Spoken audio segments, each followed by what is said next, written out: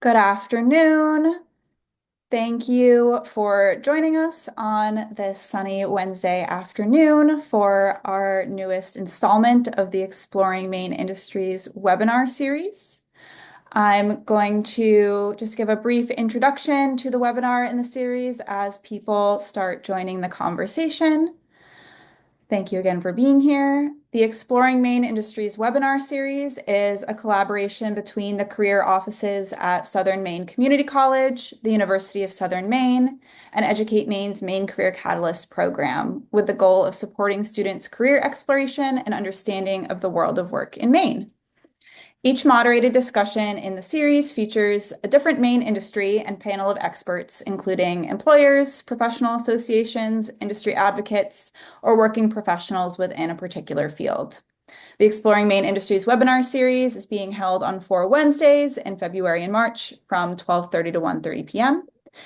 If you missed the previous installments and are interested, we have recordings for both our Green and Blue Careers series, as well as our Hospitality and Tourism Careers webinar. Those conversations were recorded and the links should be available. Reach out to your career offices if you'd like to watch those conversations. Today's conversation is focused on helping careers, so jobs in education, human and social services. That's a wide range of opportunities to be explored today. And then if you're interested, please join us for our Debunking the Myth on Manufacturing Careers session on Wednesday, March 25th. Without further ado, it is now my pleasure to pass it over to the moderator of today's discussion, Stephanie Hatcher. Good afternoon and welcome. Thank you for joining us to learn more about the helping professions that we have, of the opportunities that we have. So as Hannah said, I'm Stephanie Hatcher. I am the Director of Training and Human Resources Specialist at Hope Family Partners in Lewiston. We're an organization that provides residential services to adults with developmental disabilities and autism. So I will be moderating today.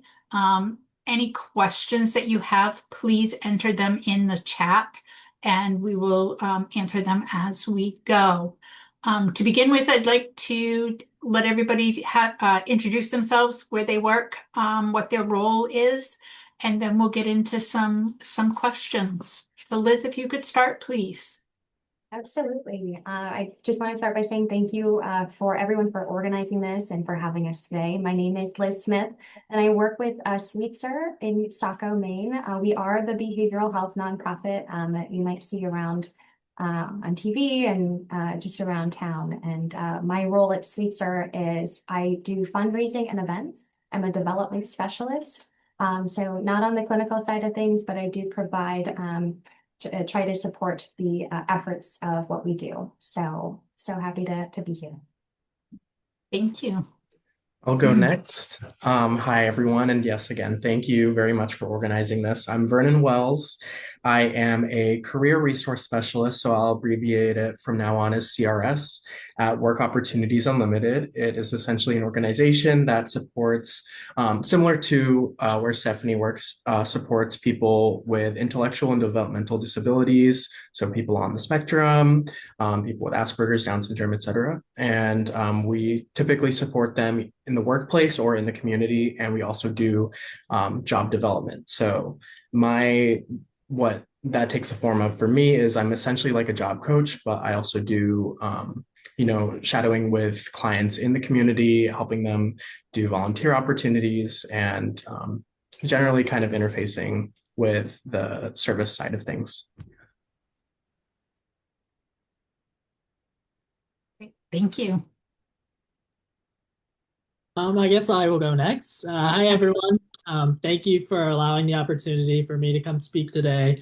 So my name is Steven. I work at Pine Tree Recovery Center here in Portland, Maine, where I support individuals going through a detox and, early recovery from substance abuse disorders.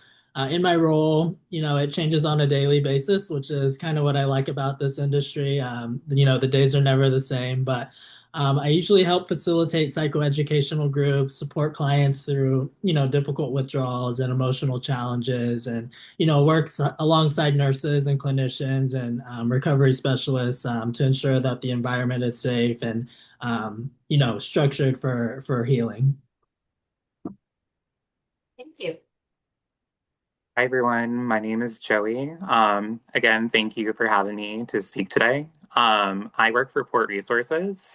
So similar to Hope Family Partners and Work Opportunities Unlimited, I work for an organization that supports people with intellectual and developmental disabilities. We provide a range of residential programming, and then I also work as an outpatient therapist here at Port Resources. I come from a background of, program development in the case management world, working with this population. And kind of similar to what Steven said, my day is so different every day. I have a very unique role. I went to SMCC. I teach there. So if you're in my class, hi. And yeah, it's a little bit about me. Perfect. Great. Thank you. Okay. Already right off the bat, we have a question in the chat that's directed at Stephen. So Stephen had asked, what kind of degree would a person need for your position? Yes, thank you so much for the question. That's a great question. I know for me, it was a very unique opportunity that came from experience with, substance use and things like that. So I witnessed that, and I understood the impact of what that did for people.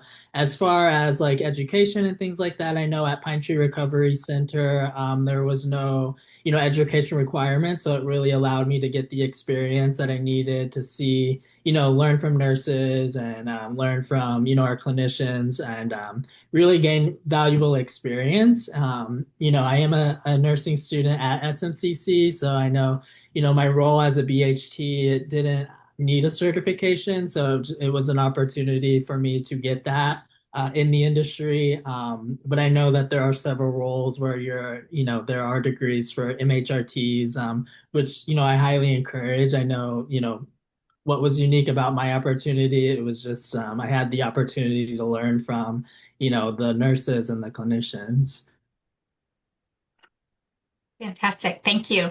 And that actually leads right into the first question that I had for all of you.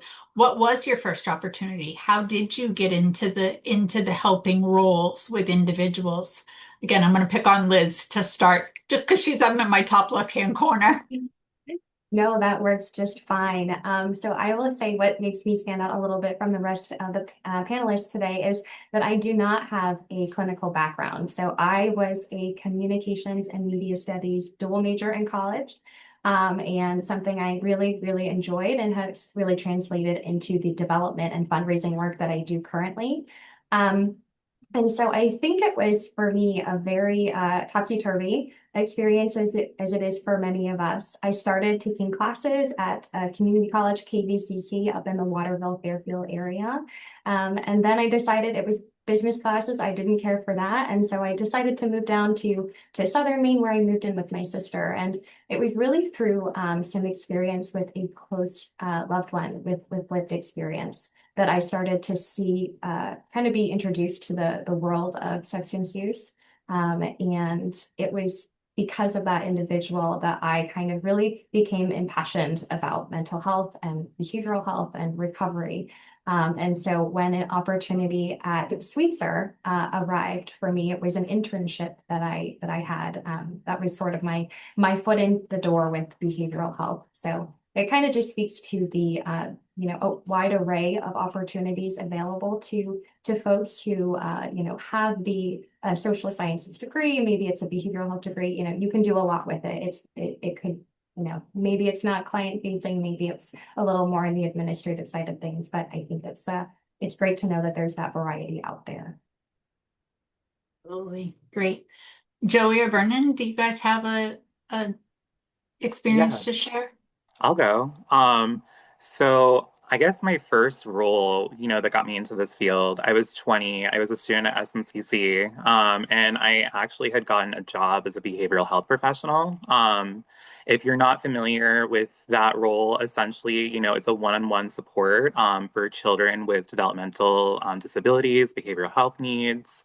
Really, it's, helping them build the skills to, socialize, communicate, doing activities of daily living and stuff.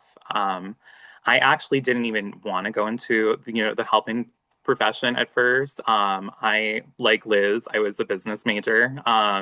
And I ended up switching, my major to education when I was at SMCC. And, one thing led to another. And, I got into that role and I just loved it so much. I decided to make it my whole career.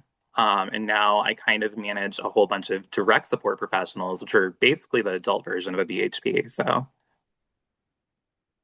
Yeah, I mean, I would say for me, kind of similar, I guess, like pathways in terms of like the one thing happens to another or one thing leads to another.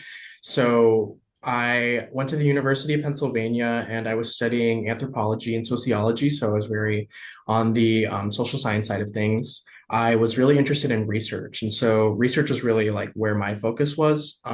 Throughout undergrad, I did research in the Philippines, and I was doing like ethnography. So I was, living and working and researching, interviewing, et cetera, the community that I was working with.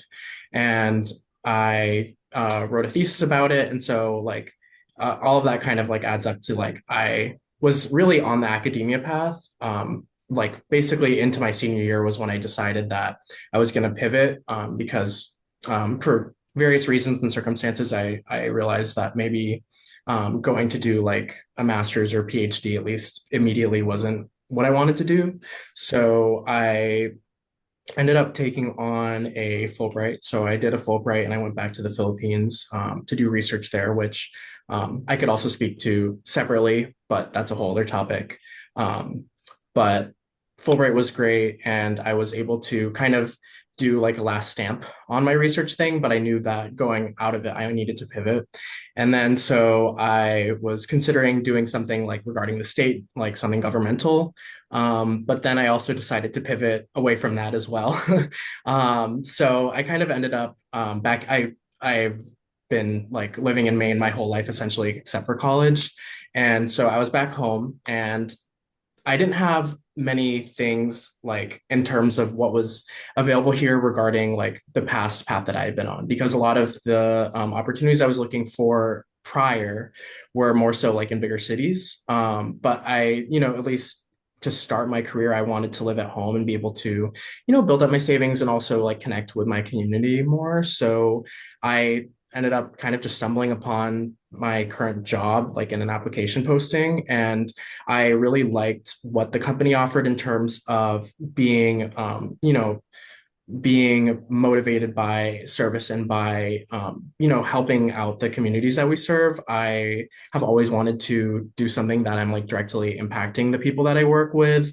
And, for a minute that was research, and now it became, serving the like populations of people with intellectual and developmental disabilities. And what I really like about it is that I'm not completely like pivoted away from what I was doing before. Like in terms of my research background, I'm still like doing like essentially like field notes all the time, like working with the clients I'm working with, the interview skills and such that I've built up over time.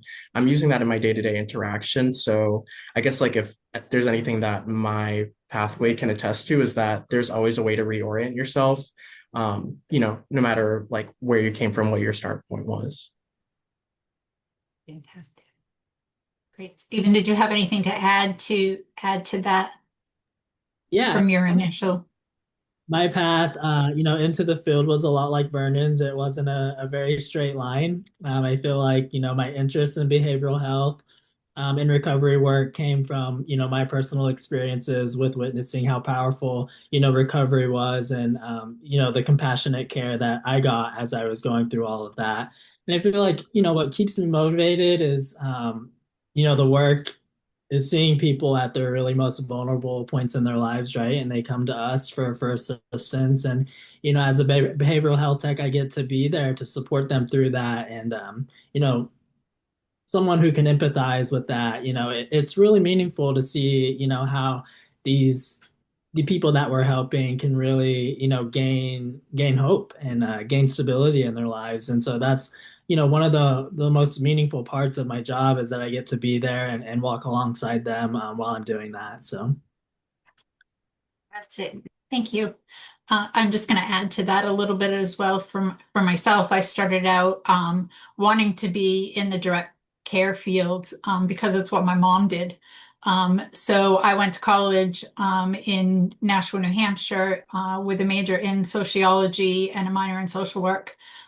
Came home and went into behavioral services, working as a direct support professional right off the bat. And I've kind of worked my career. I've been doing this now for 33 years, going from a direct support professional up through and now in training.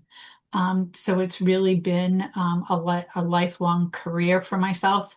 I've had my MERT certification. I'm a trainer for the MERT certificate, as well as a certified recovery coach. So I've incorporated a lot of areas into what I do now.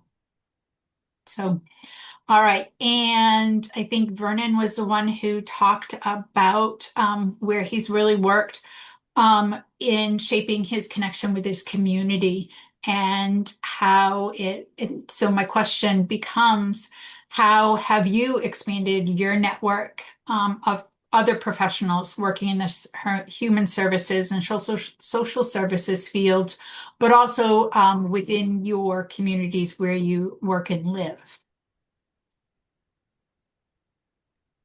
I'll go. So I definitely have built a strong network since graduating from college. I teach at this school I went to, and my boss is actually my former psychology professor. So I've held a variety of different roles, from direct support to case management. I was a case manager for 5 years, and I also, ran a program. So I have a lot of contacts in the field. Um, and so I actually had connected with my boss, and she had been trying to poach me for 3 years, and then I needed a job, and then that's how I got my current role. And then she got me into teaching and encouraged me to reach out to my one of my old professors and stuff, and that's kind of how I've gotten both of my roles. As far as in the community, I think the nice part about working with people with a disability is the focus is community integration. For a long time, we did not, include people, in the community. A lot of times people are often institutionalized. And I think it's really powerful. We all get to be a part of this, shift to integrate people into their community and really just make them, just like everyone else. That being said, there are so many different ways to do that. For me, I kind of run a transitional independent living program for adults with autism. So, they may not, be able to live on their own yet, but they're capable, but they don't want to live in a group home. So, one of the focuses of my program is we specifically, encourage staff to help clients actually get into the community, working in the community with, local jobs, building natural supports with other people. We do a whole lot of different stuff, and just through that alone, I've been able to connect with so many different people. Great, thank you. Yes, natural supports are so important for everybody that needs help. Yeah, and I'll just add on to that, coming from a very different, background and what I do currently, being out in the community with Sweetser. What we do is we try to, raise as much awareness as we can and do what we can to help to eliminate the stigma around accessing, critical care. And so we tried to get out in the community. That was my first initial role at Sweetser, was a community relations intern. And a big part of, getting out there and spreading that awareness is about integrating, and meeting folks where they're at. So that's been a big part of what we do, and a big part of the work that I think has helped to really change the landscape, not just in Maine, but throughout the country.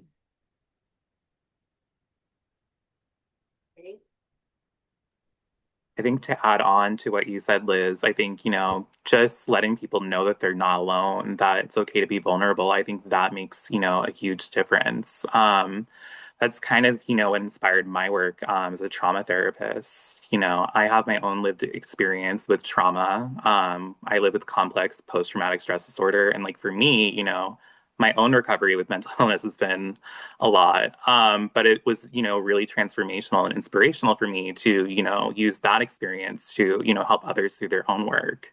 But one of the big things that I found is that, even though we've made a lot of progress, there are like, still times where like it's not really always encouraged to talk about. There's still that huge stigma when it comes to mental health. And so that's like why it's really important that we raise awareness in the community about it and letting people know that they're not alone. That living out loud mentality that we hear a lot about. Stephen, did you have anything you wanted to add about your community? Don't feel pressured like you have to. I've got more questions if not.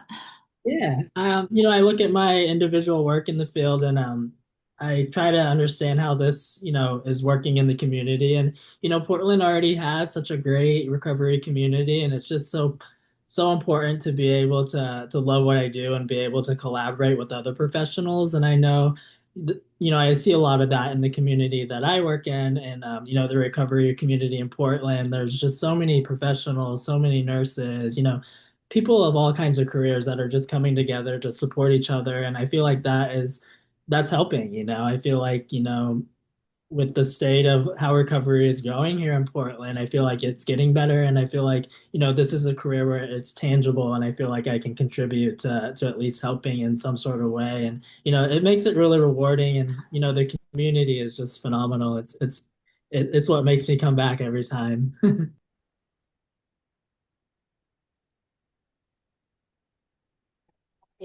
All right. So, switching it up a little bit and talking about the students who are with us today. And what's one practical thing that you think students can do this semester on or off campus to get closer to figuring out what role they might be appropriate for, or what role might be appropriate for them? I think the biggest thing that I did, when I was a student, and I'm a yapper. I love to talk. So one thing I would do is I would always just, connect with people in the industry that I was interested in. I would ask them, about their experience. I would be like, hey, do you have time to, chat with me? I'm really interested and what you do. I'd love to hear more about it. It's kind of one thing that I did. And that's kind of what was really helpful for building those natural supports, and that led to other opportunities down the road. That's how I got my first internship. That's how I got one of my first jobs at a college. It's really impactful. And I will just add on to that because I think that's incredible advice. And I think it's challenging, being in college, you may not have the confidence. Not all of us are yappers, unfortunately. I was very timid even in college. And I think it's saying yes to the risk of reaching out.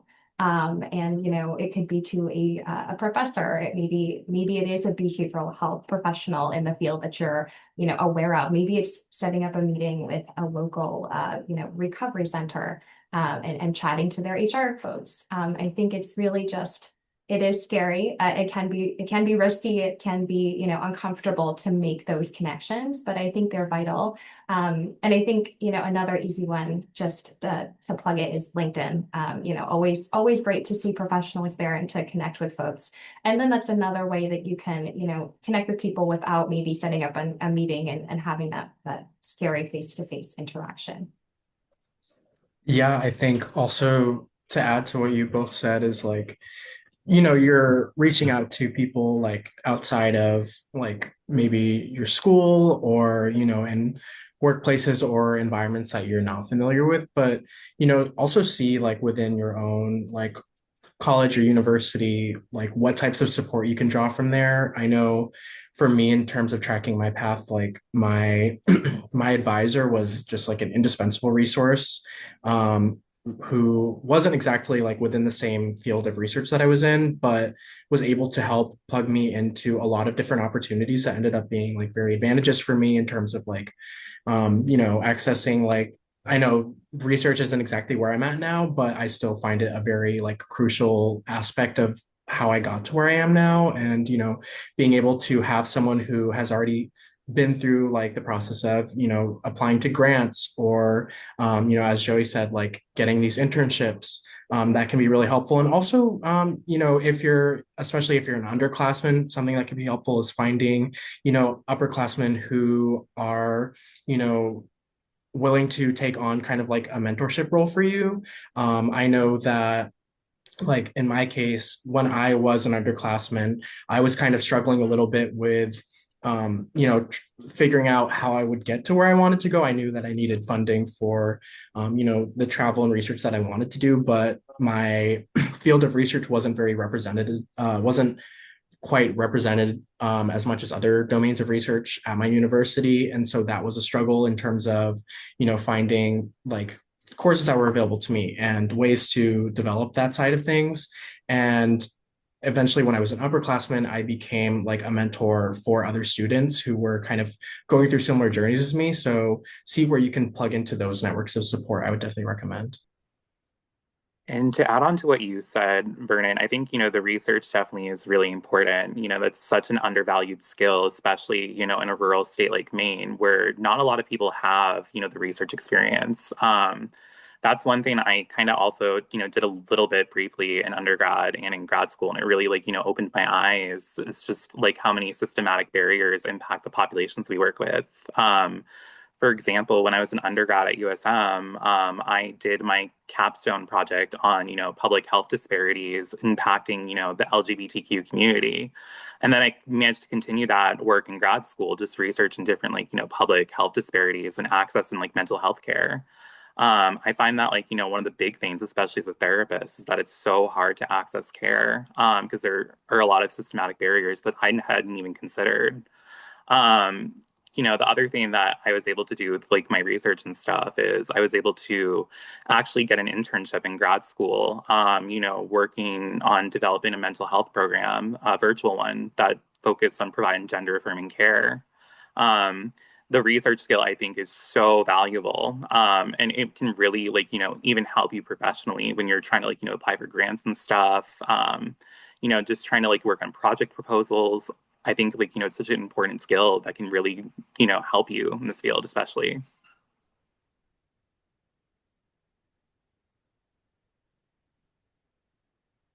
All right, so I lost track of, I find my question. So I guess, particularly, what is a day in what does typically it look like in a day at work for you? Um, Starting from when you arrive to work and I realize most of us are in professions where it's not going to look the same every single day. But what does it look like on a typical day?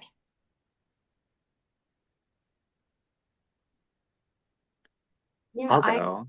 Oh. go right ahead. Okay. Thank you.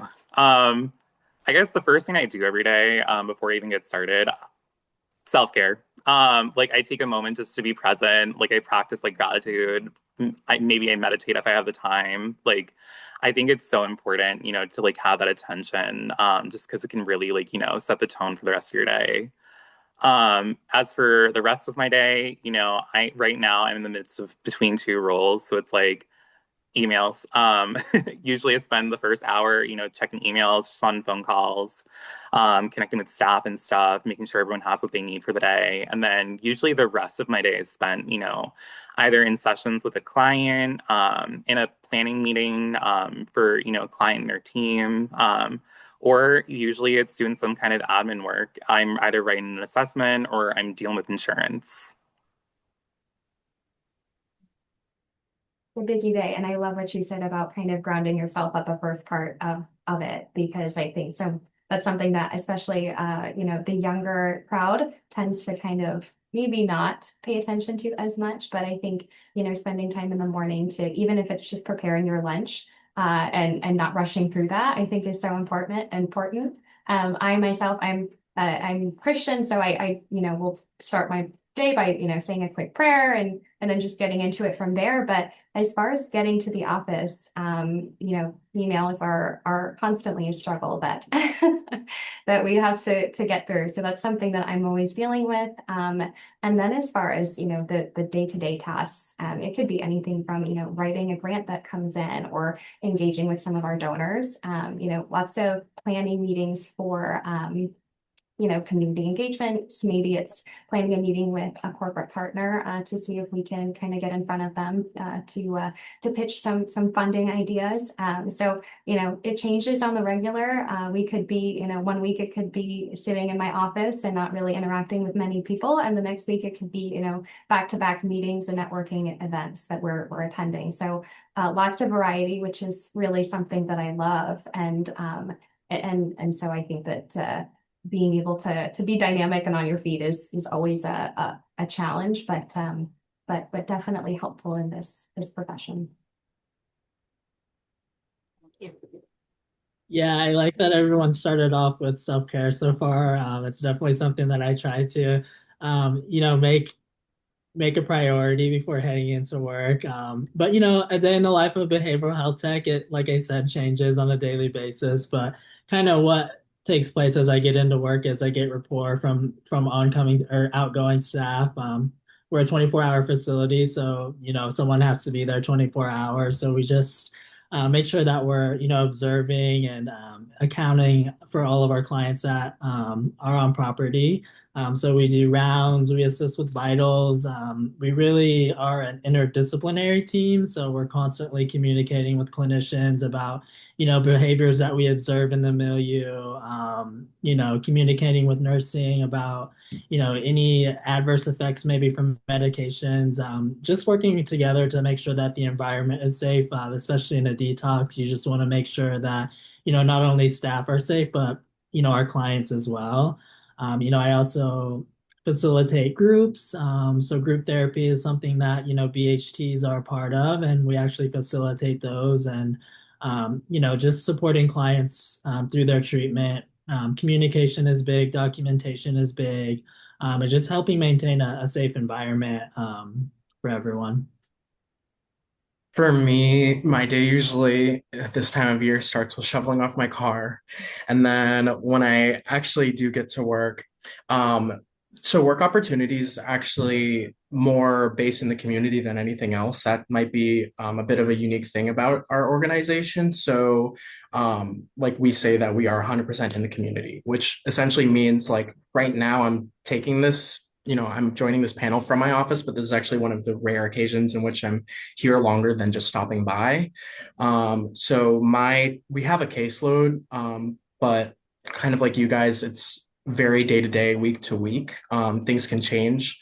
We are a small team. There's about, I think, 7 of us on our team in the Portland office. And, if somebody's out, if a client is out, or, maybe a site is closed, like things can change for multiple of us.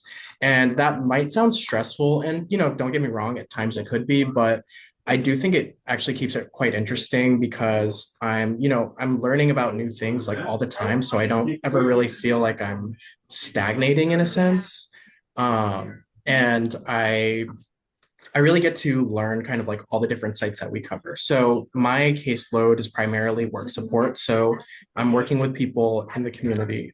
I'm working with people at their jobs. So like I have clients at, say, like a gas station that I regularly support. And while I'm with them, I'm, documenting what they're doing at their job. So I'll do like a progress note in terms of like their own skills and their own like comprehension regarding their job. And then I also do a support note, which, covers the domains of like what I'm supporting them with.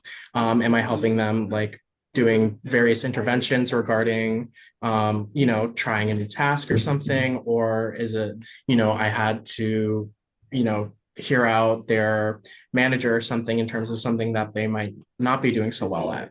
There's a lot of different things. There's also various like meetings that we have annually, biannually, et cetera. We have like retention plans where we document all of the expectations of a client, and we can also include like observations on a given day. And then on the community support side of things, I am, with them like at a community site. Like later today, I'm going to be bringing some clients bowling. But yeah, that's kind of everything in like a very general sense.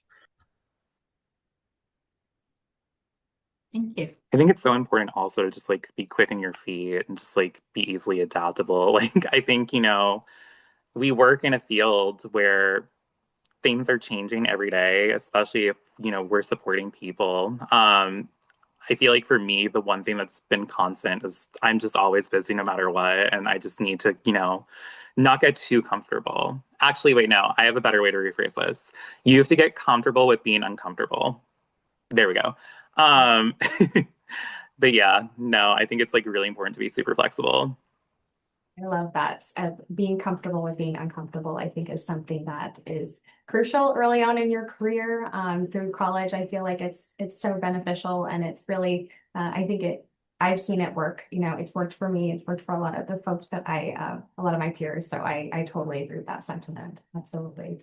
It's so important, especially for growth. And like when we think about like, the zones of like proximal development and stuff, it's like when we like, get to where we want to be, like, the only way we can do that is if we're, intrinsically motivated to like, make a change, if we're, motivated to grow. And I feel like, a lot of times when we're comfortable, we're not really motivated, right? So it's so important to like, just get uncomfortable. And I really, again, like how everyone has talked about self-care. I think in the helping professions, we always want to help others, that sometimes we forget to take care of ourselves. So really, starting your day or ending your day with a little self-care is really important. As a trainer of direct support professionals, it's part of my training curriculum is talking about self-care and making sure that, if you will, fill your own cup, because you can't help other people if your cup's not full. So being sure to really take care of yourself. Well, I also think boundaries are important. I think that's like the biggest lesson I've learned over 10 years. You need to be able to set boundaries. If I had any advice for, student, get comfortable setting boundaries. They are going to be scary, but, I feel like the scary alternative is not having boundaries. And, like for me, I have no problem saying no. Because like if I'm not doing it intentionally, I'm doing it regretfully. Yeah, that's really great. And so we should, I think, Joey, again, you were someone who mentioned growth and continuing on in our paths. What is something that any of you do to continue growing professionally in your role or in another professional role? I'll start. So I have a very unique role as a therapist. I, am in one of those roles where you need to always be learning. I think a bad therapist is one who says that they know everything. In order to be ethical, I need to be taking continuing education credits. I need to be, learning new modalities, new interventions, working with clients and stuff. So I have a really unique role, especially because I love to learn. And it also comes in handy, especially as a professor, because like, as someone who's teaching, I need to constantly be on my game. I need to, constantly be adjusting and adapting. Like just in the past year, I've learned so many different things and I've had so many different opportunities. Like I've, learned how to get more comfortable with like, public speaking and stuff. I've actually given like, actual trainings and stuff. I've learned how to like, stand up in front of a room of people and create my own training. Um, I learned, a bunch of different like skills to use with my clients. I even became a yoga teacher so I could use that with my clients and do somatic interventions and stuff. So like I just love to learn. And I think it's so important that you're always learning, not only like, as someone in like the helping career, but I just think it's so important, just as a human.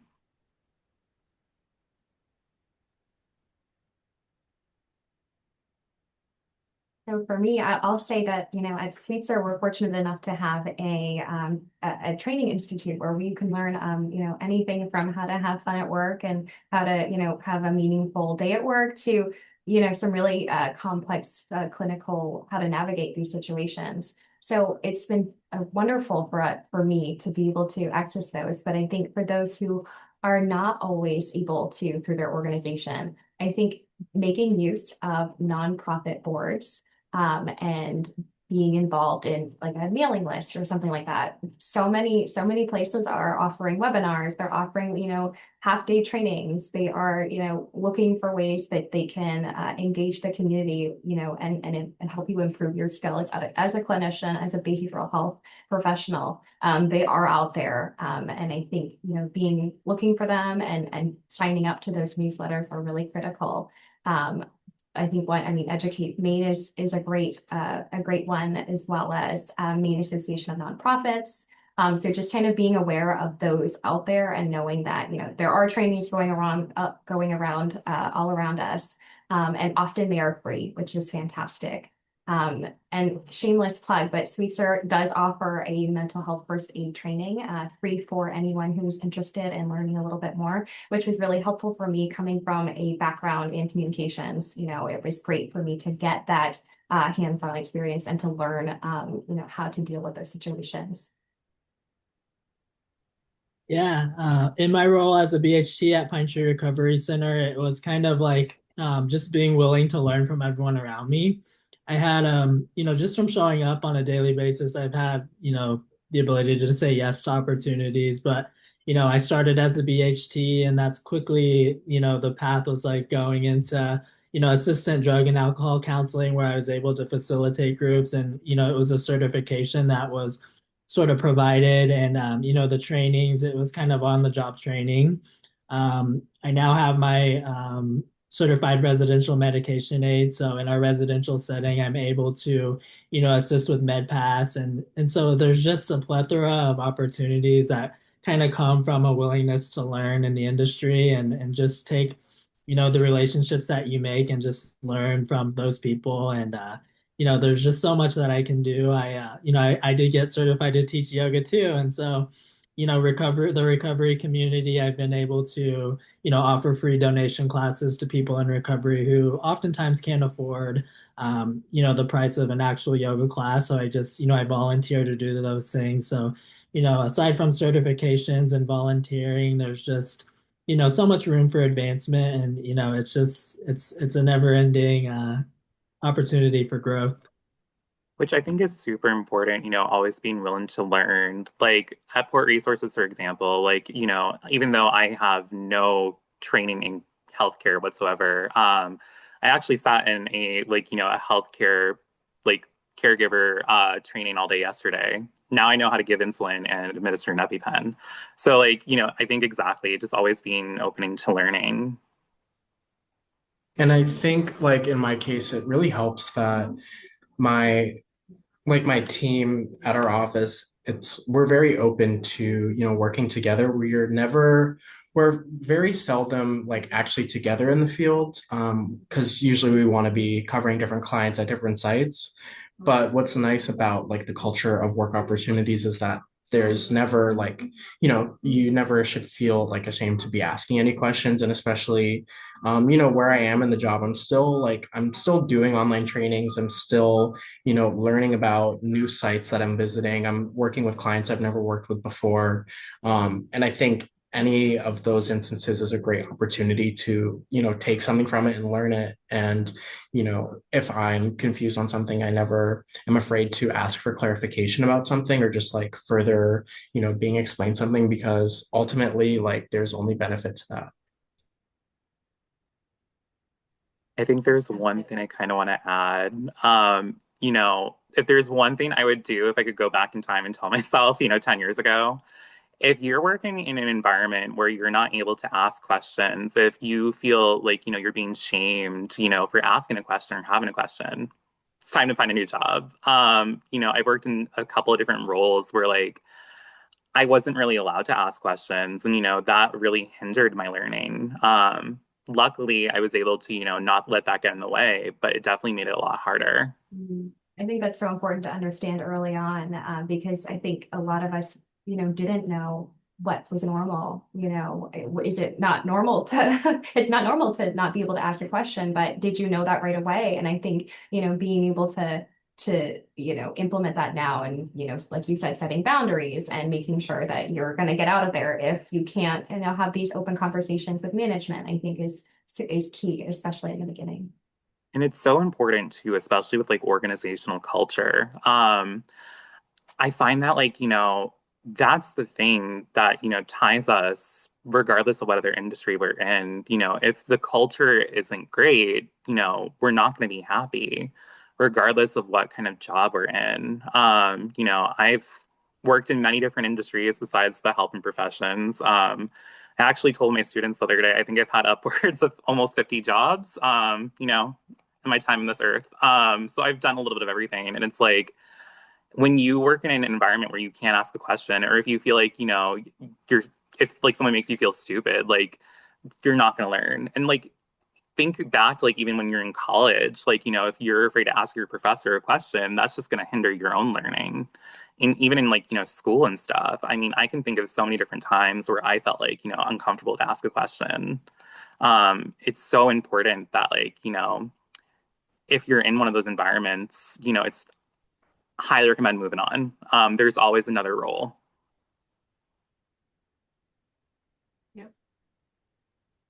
I used to be one of those people that, after 20 years in the field, I said, "Oh, I've been there, done that, seen it all."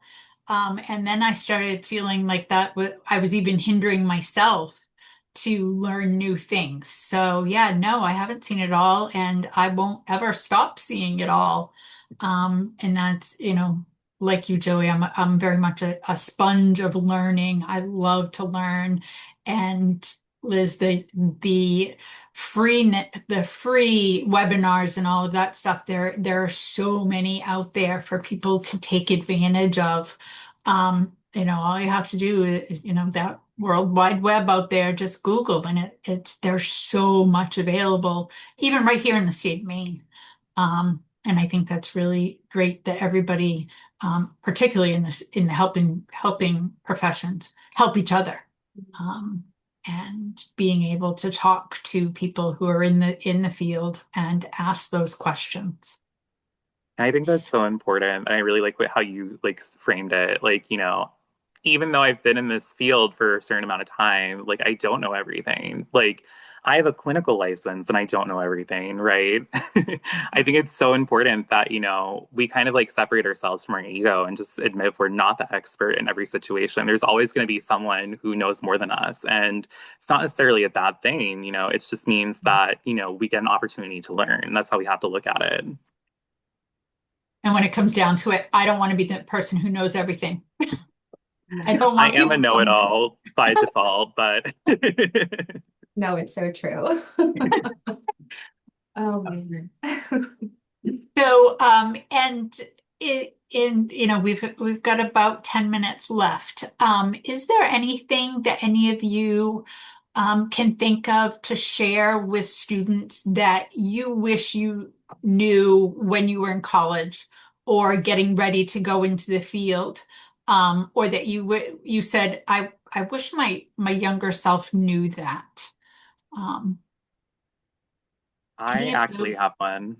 Okay, great. So when I went to USM, I kind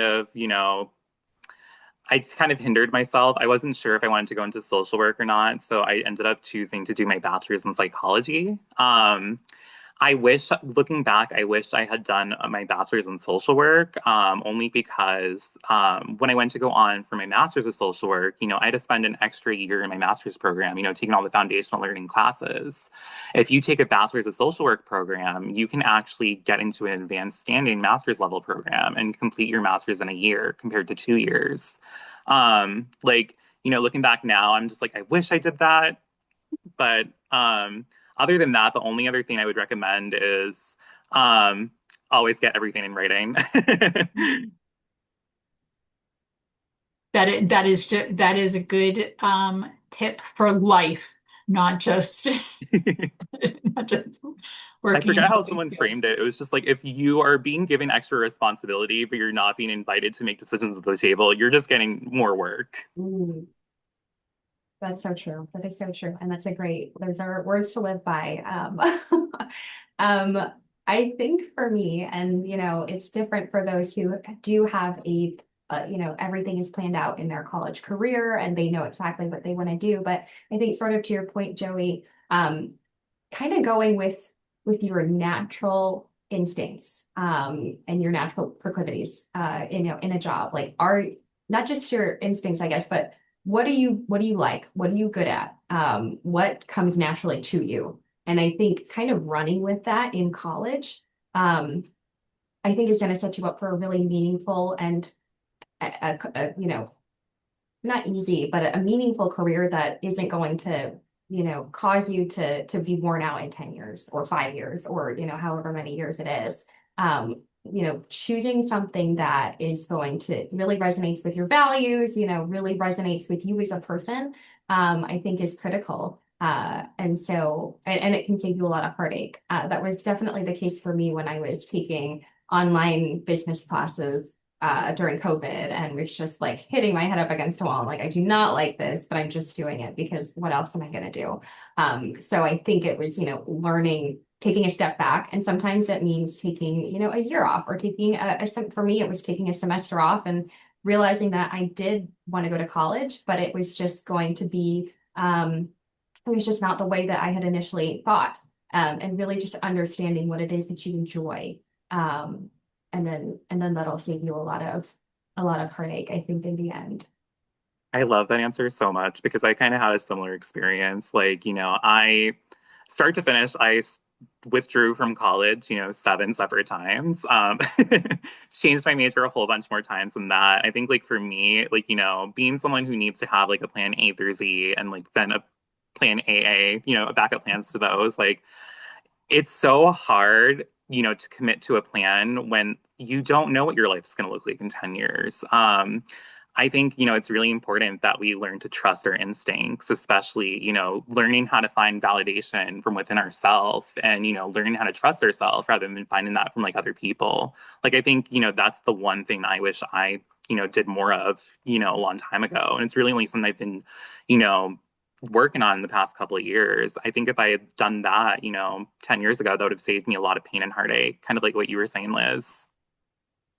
I think this is a little, I guess, an aside, but I think something that I struggled with when I was an undergrad was that I almost felt like, I don't want to say like I was disadvantaged, but the environment that I was in for college, it was very like there was a huge pre-professional culture.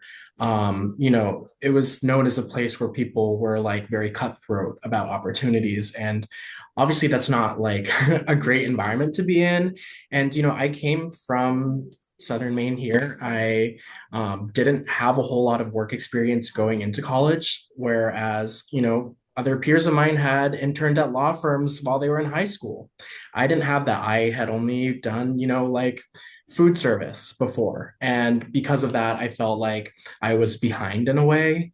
And I think something that I would want to like tell myself is that there are a lot of different ways that you could get to, whatever goal it is that you have in mind. And, in my case, that goal could change and shift year after year. But there's a way to get to like an employment goal without necessarily tracking through the same linear steps of employment that like other people do.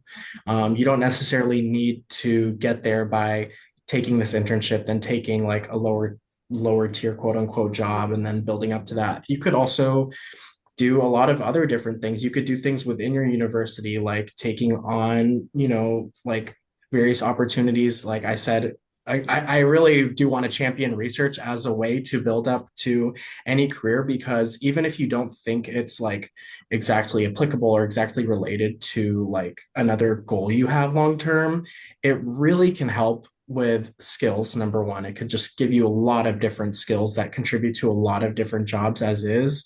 Um, like grant writing is a great one. I wrote a ton of grants, and there's a lot of jobs. Like I know, Liz, you said you're writing grants for your job.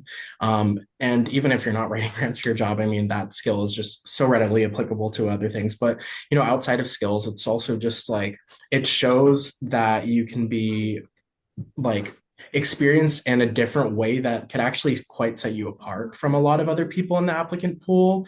In my experience, a lot of my, I guess like professional experience wasn't necessarily a job, but it was, going out of the country and doing things like very foreign to me, um, putting myself in situations that would give me, an interesting story to tell, job recruiters or, people like the interviewers. And I really think that can't go like understated. I think research is such a valuable thing to delve into, even if you don't necessarily have an idea of like what it is that you're going to be researching. Use your classes as like an opportunity to, delve into those interests or just see like what catches your fancy, because, ultimately, what else can we take away from our education besides like finding out that stuff? But yeah, I mean, just to circle back to what I said at first, is that like I came into college like feeling that I had no opportunity, I had no leg up, and I have a job now. So it will work out. And I don't know if anybody who's attending this has felt that way, but don't give up hope and look at those alternate opportunities, because they can be very valuable. Yeah, and I think for myself, I think one thing that I would leave with students is that, I feel like in the beginning of my career, I set out to fix every problem in every person. And as I started working, that really wasn't the case with a lot of people, but I was able to actually be alongside them while they were rebuilding their lives. And so, just giving yourself some grace. I feel like for me, I wish I would have told myself that in the beginning, that I can't fix everyone's problems right away, that sometimes it takes having patience with people and just being supportive to them. And in my helping profession, I feel like that is gold for me, right? Because I can empathize with them and we can reach a solution rather than instant gratification, which sometimes often doesn't happen the way it's supposed to happen. But that's okay. I'm here to be helpful. I'm not here to think I have all the answers. And, my experiences, I'm so glad that I said yes to them because, I experienced experiences where I knew I didn't like them. And so if I wouldn't have done it, wouldn't have known I didn't like it. And so now I've arrived in a place where my environment is somewhere where I feel like we all thrive because, people are so supportive. If I don't know the answer to something, someone that I'm working with does. And, just the support from team members and people in the industry is just like, we're all just trying to get to the same goal and support each other through it. And, you experience some of the most remarkable and life-changing things when you see someone go on with their life and live, to the best of their ability. And to be somebody that was a part of that, it's really rewarding. Although, there are moments where it's like, I don't know why I'm doing this, but it's definitely so rewarding, especially if you value connection with people and uh, and being able to assist them in their daily lives. Well, thank you all very much. In wrapping up, I want to thank Educate Maine and each and every one of you for participating in the panel today. And all of you out there that are watching, we hope that you go on into a helping career. And we value each and every one of you. But in closing, thank you and continue your education. Thank you all. Have a great afternoon, everyone.